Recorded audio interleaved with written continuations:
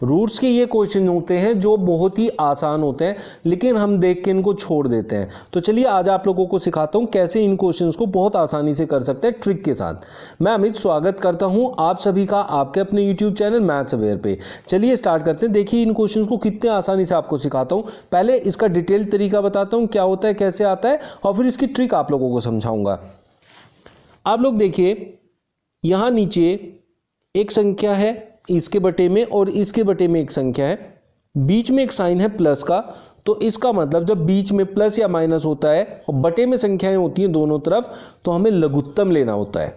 और लघुत्तम लेने में क्या करना होता है कि जो ये वाली संख्या है ये इधर मल्टीप्लाई में होती है ऊपर, और ये नीचे वाली संख्या इधर चली जाती है। ये दोनों मल्टीप्लाई ऐसे आपस में होते हैं और नीचे वाली संख्या आपस में मल्टीप्लाई होके उसका लघुत्तम बन जाता है। जैसे √5 माइनस √3 मल्टीप्लाइड √5 प्लस √3। नीचे ऐसे ही आपस में मल्टीप्लाई हो जाएंगे दोनों, यहाँ और यहाँ वाले। जबकि ये इधर जाएगा इसके साथ मल्टीप्लाई में, तो देखिए √5 प्लस √3 है और ऊपर भी √5 प्लस √3 है।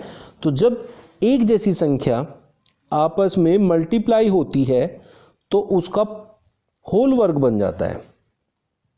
बीच में ये साइन आता है जो यहाँ लिखा है प्लस, और फिर यहाँ √5 माइनस √3, ऊपर √5 माइनस √3 में मल्टीप्लाई होगा तो वहाँ भी √5 माइनस √3 का होल वर्ग बन जाएगा। इस तरीके से हम इसको बनाते हैं। जब भी नीचे एक संख्या प्लस में और एक संख्या माइनस में लिखी है, जैसे यहाँ माइनस है और यहाँ प्लस है, और संख्याएं बराबर हैं, जैसे यहाँ √5 √3 है, यहाँ भी √5 √3 है, तब बनता है a² माइनस b²।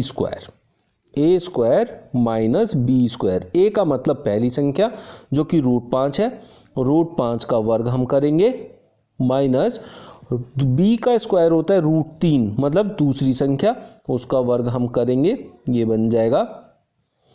ऊपर हम देखेंगे, अब देखिए यहाँ ध्यान से समझिएगा, जब भी a प्लस b का होल वर्ग होता है, बीच में प्लस होता है और a माइनस b का होल वर्ग होता है, तब संख्या बनती है 2 गुणा में a का वर्ग मतलब √5 का वर्ग प्लस b का वर्ग मतलब √3 का वर्ग। ऐसे करके हम इनको बनाते हैं। तो ये क्या होता है कि ये 2 गुणा में √5 का वर्ग करेंगे। जब भी रूट का वर्ग होता है तो रूट हट जाता है, तो ये बनेगा 5 प्लस √3 का वर्ग करेंगे तो बन जाएगा 3 बटे में √5 का वर्ग होता है 5 माइनस √3 का वर्ग होएगा 3, तो ये बन जाएगा 2 गुणा में 5 और 3 8 बटे में 2। 2 से 2 कट गया तो आपका आंसर आ गया 8। इस पूरे का सॉल्यूशन 8 हो जाएगा। अब मैं आपको इसकी ट्रिक समझा रहा हूं कि हम इसे ट्रिक से कैसे करते हैं। देखिए जब भी आपको यहाँ प्लस और यहाँ माइनस एक जैसी संख्या में दिया हो और बीच में जो साइन है वो प्लस का होता है, तो आपको 2 रखना है और दोनों संख्याओं को जोड़ देना है, जैसे 5 और 3 8, और नीचे a minus b a plus b है तो दोनों संख्याओं का अंतर लिखना है। ये 2 हो गया, इसको जो काटेंगे तो जो भी इनका योग आया वो आपका आंसर होगा।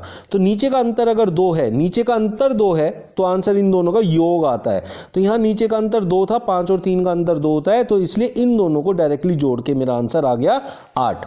इस तरीके से हम इसको करते हैं within second.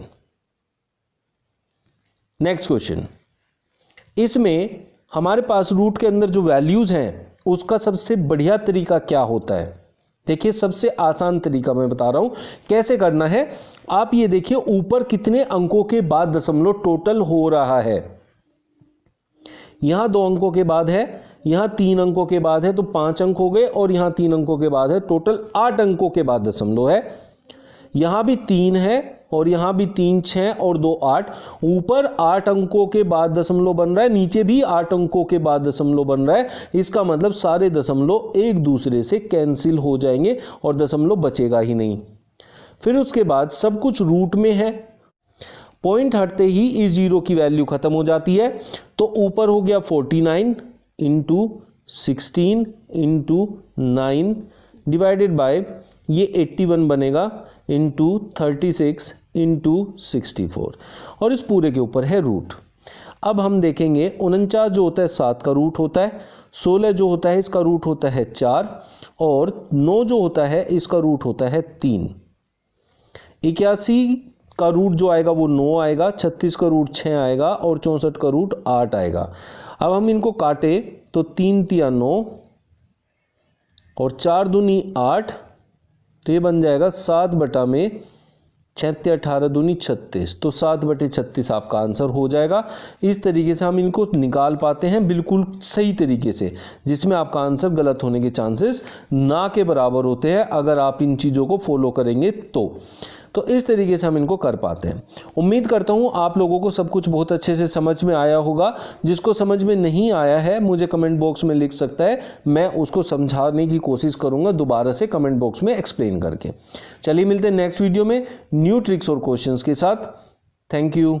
Subscribe now and press the bell icon. Never miss an update.